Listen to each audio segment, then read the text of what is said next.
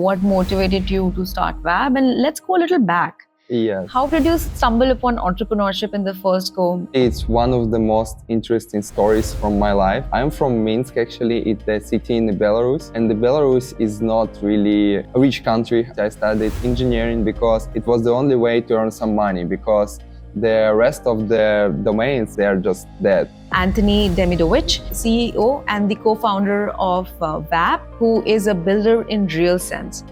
What is one thing you feel people get wrong about automation? Many people believe that it's enough to just buy our tool, it's gonna fix all their problems. So typically it not works like that. You need to understand your clients first. If you understand your clients, we can provide you enormous results. We can boost your businesses really exponentially. But if you don't understand who your ICPs are, if you don't understand how to work with your clients, you simply don't understand your business. And who can build a successful business if you don't understand the business?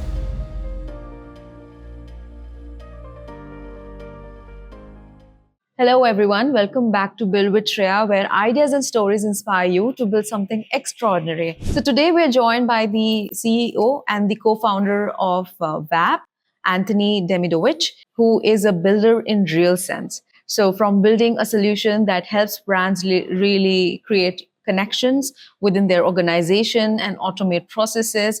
His platform is helping a lot of small businesses create efficiencies in their business. So in this episode, we are unpacking what it truly means to automate without losing soul. And so let's dive right in and see what's in store. So Anthony, it's amazing to have you on Build with Shreya. Thanks for having me. And to our audience, we're sitting here at 6:45 a.m. to get this right. So I'm really inspired by what WABB has been doing. And, when people hear about automation, they think it's something cold or something robotic. It's rare to see it being perceived as something that can actually help people connect. Companies have the processes in a fashion where people can collaborate in a better way. So WABB actually sits right in between logic and empathy. So if you can tell to a new user, okay, what WABB is all about and what it can mean for them and their business, then how would you do that? Okay, sure. So first of all, WABB acts like a personal assistant for your business. So anytime when someone writes you a message, typically businesses struggle to respond really fast and handle the objection or customer query at the right time. Because if you give your customer at least like 10 minutes, he's getting cold and he probably not going to buy anything from your company or not going to use your service. So we are building a personal assistant. You can treat it like that, just for simplification. So and this personal assistant just collect all information about your customers, and based on this information, it can interact in the future with your customers and build a strong relationship, because this personal assistant remembers everything about your customer interests, objections, and so on. And once they write you again or like ordered from your website something new, we already know this information. We already collected it. So that's how WABB works. And our chatbots start to pursuing your client based on this information. So in most cases, it's personalized messages that your customers are receiving. So yeah. Great. And Anthony, tell us about your journey, like what motivated you to start WABB, and let's go a little back. Yes. How did you stumble upon entrepreneurship in the first go? What did you study in college? Mm-hmm. How did it, chart the rest of the future for the next few years for you? Mm-hmm. Sure. So it's one of the most interesting stories from my life, because I'm from Minsk, actually. It's a city in Belarus. And the Belarus is not really, a rich country, I would say. So the average salary in Belarus is something around $500. And like everyone from my friends wanted to become an entrepreneur in their childhood. So in my college, in my university, I studied engineering because it was the only way, probably like in India, it was the only way to earn some money, because the rest of the domains, business domains, they are just dead. So you cannot earn any money in other industries. So we had only one way, it's straight to the engineering university, and then you are outsourcing United States companies. So yeah, in this university, I met the guy, his name Ilya, and we visited some kind of, internship together. One time, like it was 2020, I remember. And at this time, one guy, his name Tiago, dropped us a message on WhatsApp, or I don't remember exactly where, but the thing is that he dropped us a message like, hey guys, I want to create these chatbot tools, right? I want to create this chatbot platform. And we're like, okay, we can do this. And he offered us something like $5,000, and we built an MVP, and that's it. But then he decided to take a flight into Belarus and collaborate together and work on this project. And I was thinking like, chatbots is nothing new. We definitely cannot earn any money with that, but I will try because like I'm young, I have a time, why not? So we just started to build this. And at that time I understand that the only thing you need to achieve success is a wish to achieve success, because that guy, he actually started selling this product after like 6 months after launch, and after we launched it, and we started to generate revenue, and we started with $20,000 a month. In after 1 year, we started to earn something like $100,000 a month. In 1 year we start in 1 year after this year, I mean in the 2 years of our journey, we started to earn we generated something like $3 million in ARR. And I understood that the only thing you really need to succeed is not a unique technology, it's not like something really that changing the world. The only thing you need is the wish, and you need to execute properly your product. And you need to find right audience, and you need to know how to sell, and you need to know how to persuade, because the ability of this founder was to persuade people. He was really persuasive. He persuaded us to start working on it, almost for free. And we started to work, and we were working like we have been working for years almost for free. Like first year it was not entirely free, but we've got something like $4,000 a month for me and my co-founder. It was really small amount of money, but we keep working, and that's how we achieved success. And the way like how we build this product, it's actually inspired me to start WABB, because this guy said me, like he was saying every time the simple phrase that if you want to build something meaningful, you just need to do this, you just need to implement this, you just need to believe that you can do it, because most people just stop right away when they cannot break their false beliefs, and their false beliefs from school, or probably from their family, from their background, are typically that you cannot achieve success in your life. You need to pick up some work, you need to work there, and that's how world works. But once you break this false belief, you will understand how your world is changing, because you start meeting new people, you start working with the clients, you start do any different like task that you haven't done previously, and after all, you understand like what path you went through. So coming back to persuading people, or finding your target audience, and let's say we leave the product on one side. Okay, it could be as simple as a toothpick, or it could be as complicated. If you were to still make revenues, if you were to still sell that idea, what would you recommend as a playbook for a person to identify their market, for a person to sell, and for a person to make sure they're profitable going forward? Sure. So first thing I would recommend is that you need to find red ocean. Most people typically try to find blue ocean and start startup that doesn't exist, or like there are no competitors for this kind of startup. So, and it's a pretty huge mistake, especially for companies that are trying to bootstrap their business. It may work for like venture capital startup, if you have venture capital money, but it's probably not gonna work in case when you are trying to bootstrap your business, because the best approach, like from my own experience, that if you are bootstrapping a business, you need to find red ocean market with a lot of competitors and just reshape this approach. So you just not do an improvement offer.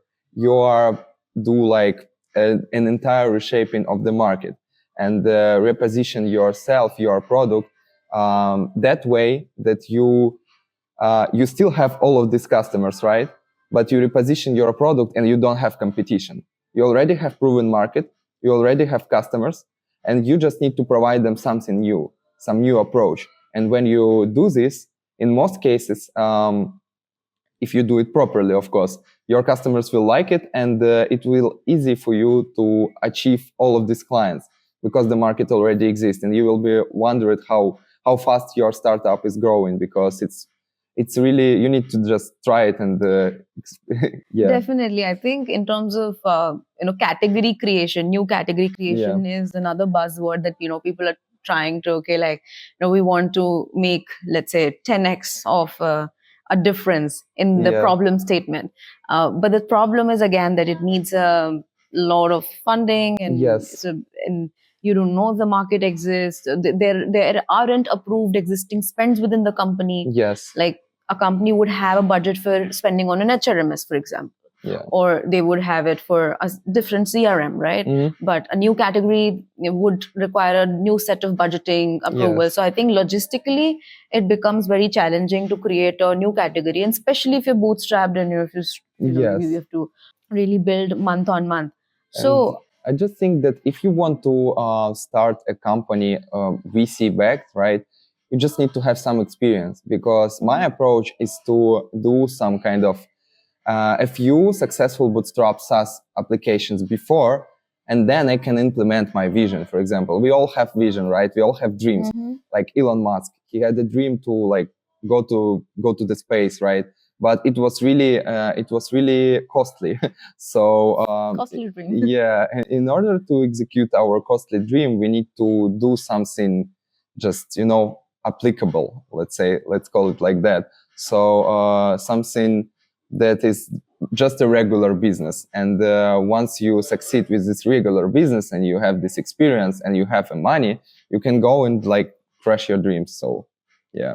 So with WABB, what is the target group that you've identified, and how are you sort of pacing your product launch in the market right now? Okay, so our primary target audience, literally any kind of business, because even if business don't have any kind of marketing, we help them to run this marketing properly. So if you don't run meta ads, or typically our clients say something like, we don't have a budget for like meta ads, or we don't, we do only referrals, we do affiliate partnerships, we don't have enough like leads and so on.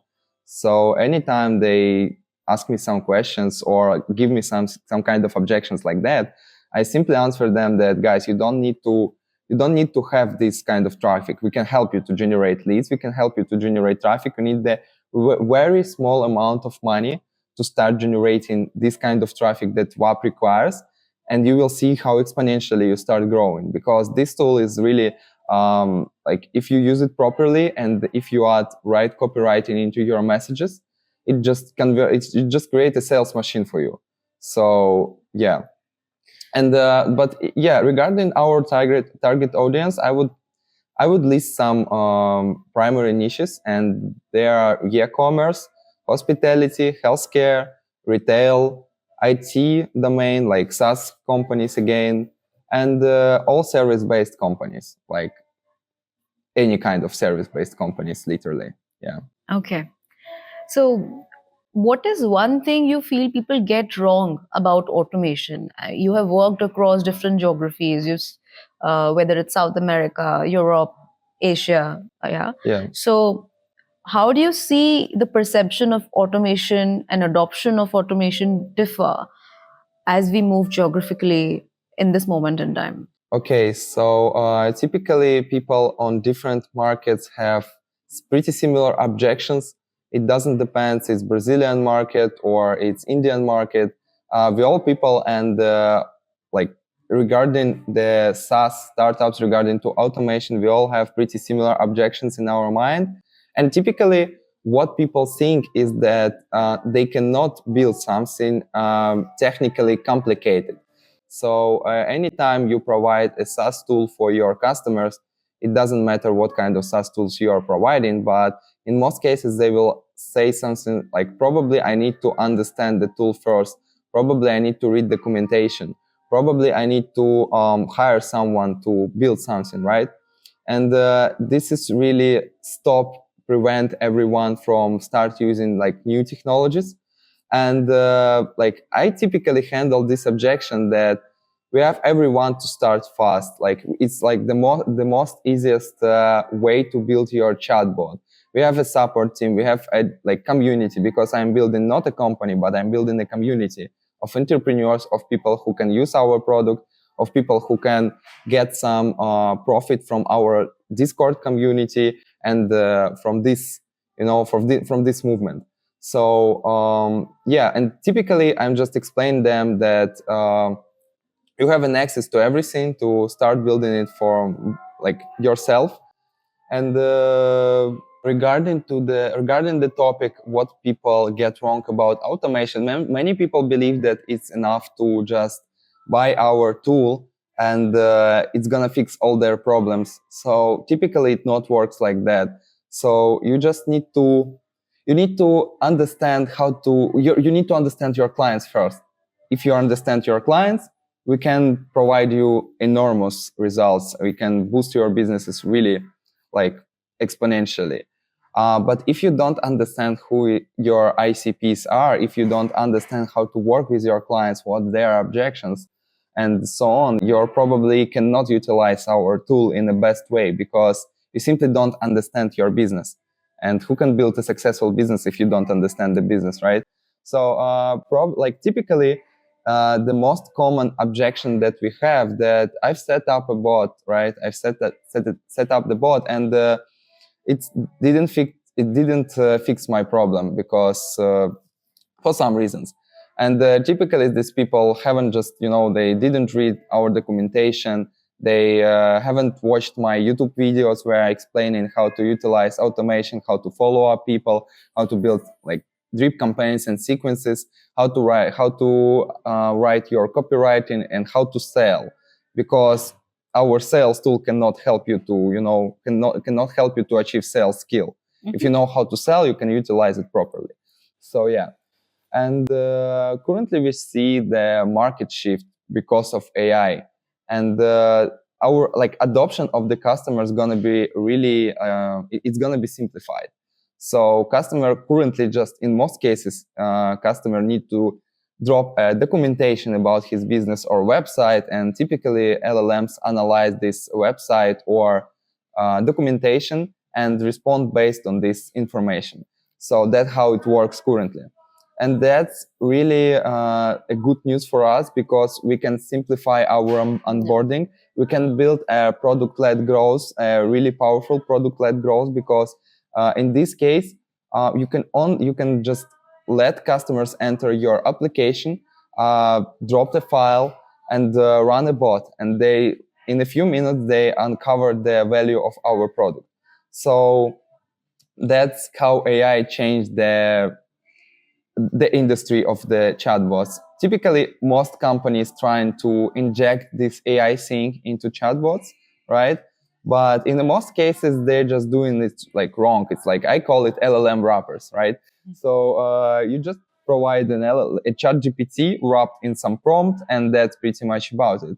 And that's not gonna provide any meaningful outcome for you, because it's just an LLM wrapper again. And in order to create something meaningful, what we are doing architecture of small LLMs on the back end, and connect it to external world if we need, and apply the logic of LLM to our use case, to our application, because our LLMs can tag our customers if they manage to figure out some kind of intent, they can add this tag to the customer, and simply you can segment your customers in the future by this intent, right? If they understand that this customer have some intents, have some other intents, we can simply provide an output for our chatbot and so on. So we're trying to inject this LLM into our business logic and build a powerful AI application, let's call it like that. So, I mean, with AI and with how fast technology is changing, how do you approach your product evolution in terms of the tech landscape that's there right now? Yeah, we just need to move in as fast as world's moving. So typically, we just need to observe any new industry hype. Let's call it like that. So when we uncovered the AI, first time we didn't start to work with that. Like a year ago, I just wanted everyone to create a tool that solves a problem, right? Because we didn't want to to chase an AI hype, right? And we didn't want to create something just for hype. So we decided not to integrate AI that time. But once we uncovered how powerful it might be in our use case, we started to utilize it, because we didn't want to create like yet another AI application which doesn't provide any kind of, again, meaningful impact for our clients. So we just we were waiting a little bit. So once we understood that AI can be meaningful for us as well, we started to implement it. But in this world, when you see that something is changing, it's like it's okay. For like most industries, for startups especially, your competitors gonna add any changes to their startup every day, every week, and iterations, they are really fast. So you probably shouldn't care about it, because the first thing you should care about it only in case if you're working with VCs, because they require like fast growing, right? So every week you need to grow and show them this access every month. So, but if you are doing a business for yourself and if you are bootstrapping, you shouldn't care about how fast AI moving. Actually, you should care a little bit, and you should be aware of it at least. But overall, it's enough for you just, again, know how to sell, know your clients, build these, connections with your clients. AI will not like replace these personal connections and the interaction between people. I simply don't believe into this, because it's never gonna happen, I think. So the only thing you need to focus on, so it's to understand how to sell, is to understand your customer's pain, and is to understand how you can cover everything. Yeah. So AI can be an additional tool in your arsenal, but not the leader, Okay.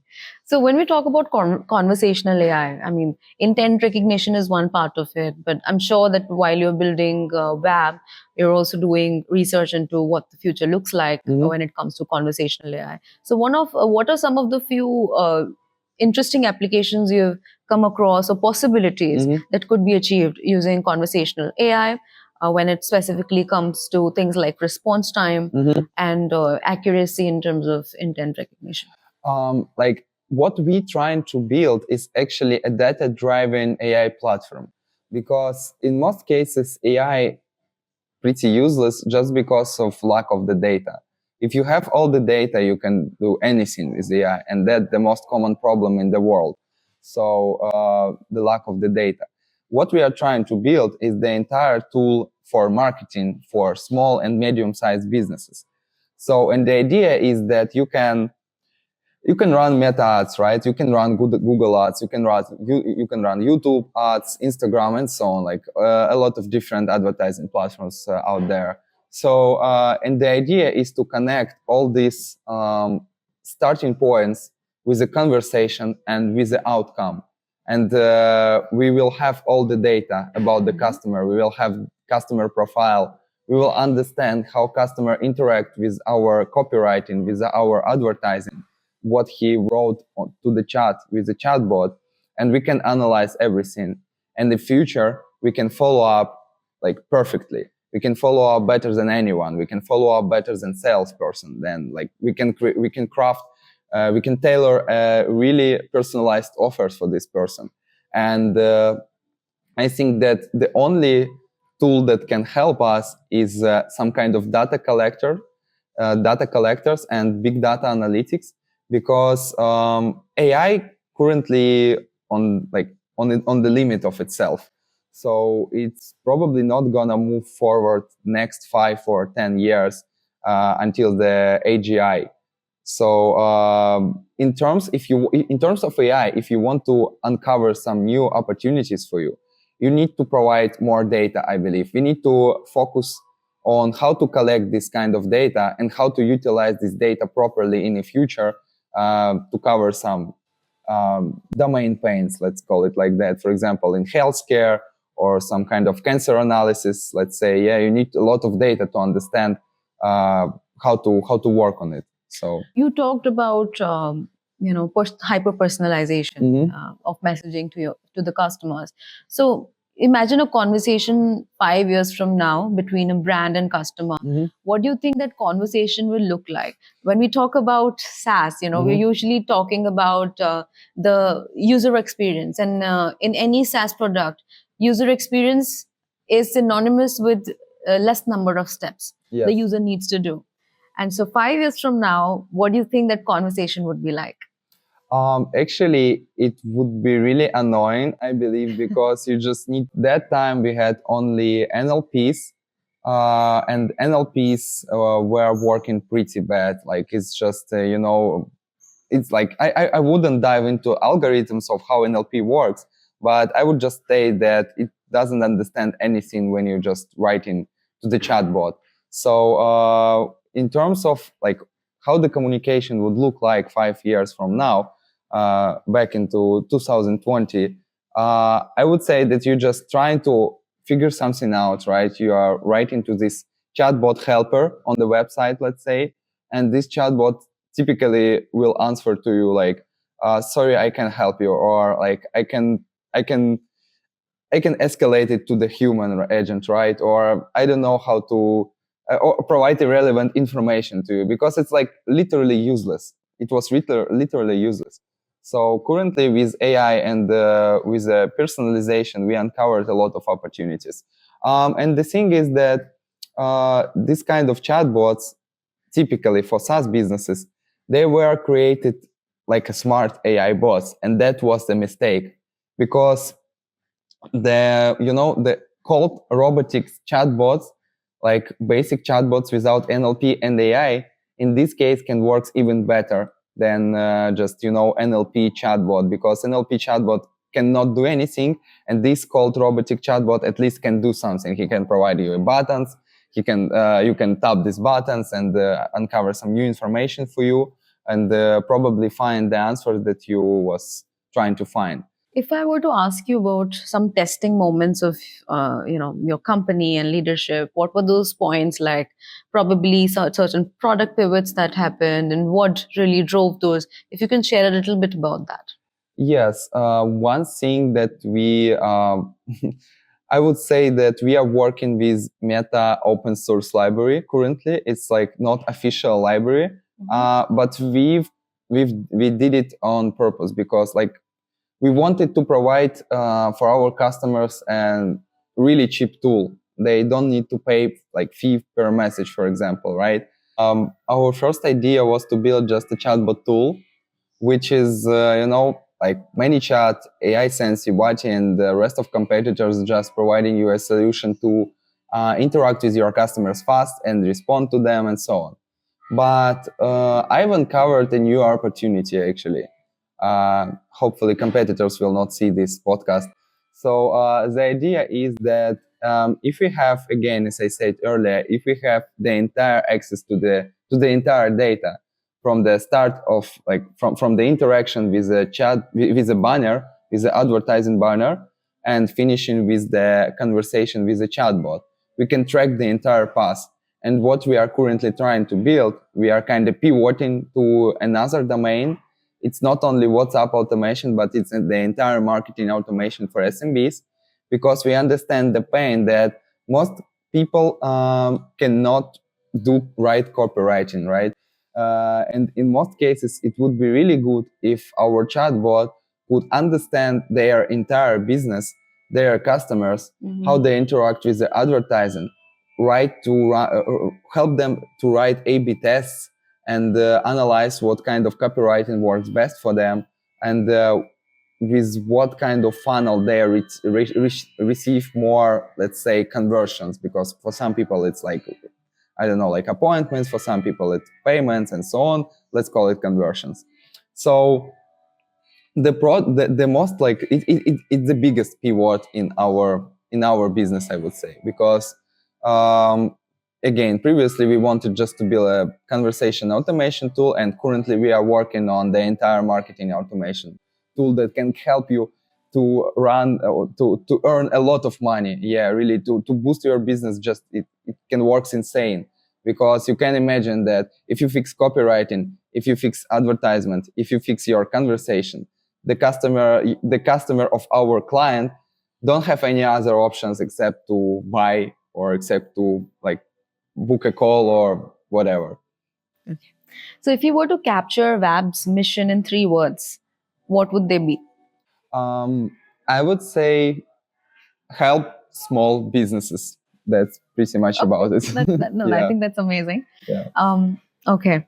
When things get hard, what helps you keep going, I think that's all about beliefs. So again, if I said earlier, I just believe that we can do anything in our life if we want. You just need to pass through this like tough times, right? And you just need to overcome it somehow. It really depends. All of like you and I, we have really different ways to overcome problems, right? You probably need to avoid drugs and alcohol. So, yeah, but and do it like, I don't know, meditation or something like that. Probably visit your relatives, probably talk to your closest person and so on. But you need to find this power to overcome troubles, because if you are doing this thing consistently, and consistency is the key, if you are doing this consistently and you have no other options except to succeed, because like from my experience, again, all people who failed, they has failed just during the first year, or like they just give up. So in order, if you want to succeed, you need to keep trying. You probably can close your first business if you really understand that it's not gonna work. It's just, unit economy, just you cannot sustain this growth or something like that. So if you understand that, yeah, you should probably close your business, but you need to move forward, and you need to do something else. Because I've like during my past, during my pitch competitions and all conferences that I visited, I've met a lot of people who building their second startup, who building their like their third attempt. They already, for example, I've met the guy who raised the $20 million in the United States, and he had a master's degree in math, and he's speaking English fluently. I mean, he has like C1 level for our country. It's pretty impressive, because no one speaks English in Belarus. Like, let's say it's 5% of people. So, and he went to the United States. He raised 20 millions. It was impressive. And he has failed, and but it's okay. He just moving forward. Currently, he bootstrapping his startup again, and he doing pretty well. He found a lot of customer. His startup is really impressive. He collecting data from different advertising sources and predicting what funnels were gonna work better for you. So he just created a data analytics tool for marketing. So, and he has a lot of big clients. He works with enterprises. His average paycheck $7,000 per client. And yeah, he's doing good. And another guy who just was working on a regular job, he had a bankruptcy, then he need to work again on a regular job, 9 to 5, and all this stuff. And then he decided again to start and to give it a try. And he doing pretty well again. He of course, he had the bad times. We all have have a bad time sometimes. So it's just a life. You just need to understand how to overcome it and how to move forward. Because if you understand how to overcome it, it will be beneficial as hell at the end. So yeah. Okay. So now last question before we conclude the podcast. What would be your recommendations in terms of certain books that you like to go back to, or certain podcasts or lectures that you refer consistently? Yeah, it depends actually, because it depends on what kind of domain you are working on. But in most cases, I would suggest the book that my previous CEO suggested to me, and this is Russell Brunson's Expert Secrets. This book is just, providing you a really simplified information about how to interact with the people if you are bootstrapping a startup or any other kind of business. If you are bootstrapped entrepreneurs, if you sell in the courses, if you sell in information, if you're working in information business domain, and I don't know, if you do anything, it's gonna fit you definitely, because this book just describing the basic psychology of people and how to work with any objection in order to sell properly. So that really changed me. Except that I've read a lot of different books regarding product-led growth, regarding how startups work, how to fundraise, and so on and so forth. A lot of technical documentation, because my background is from engineering. So I was engineering for 5 years. I was in the engineering for the 5 years. So yeah, but if we are not talking about some kind of specific business domain, then I would definitely recommend you to read Russell Brunson Expert Secrets and the rest of his books about marketing, because if you are a CEO, if you are an entrepreneur, you definitely need to understand marketing part. Yeah. Perfect. So it was great to have you on the podcast, Anthony. Thank you so much. And Thank you for I'm glad having we me. had, and I'm glad that we made it work. Yeah, finally. Yeah. Thank you so much. Likewise. Yeah. Bye, guys. So we have come to the end of our podcast for today, and we learned so much about building simple solutions, but scalable solutions that sell, how to sort of keep going while you're at solving a problem for the world. So till the next time, let's keep that spirit going, and let's keep believing in ourselves. See you then.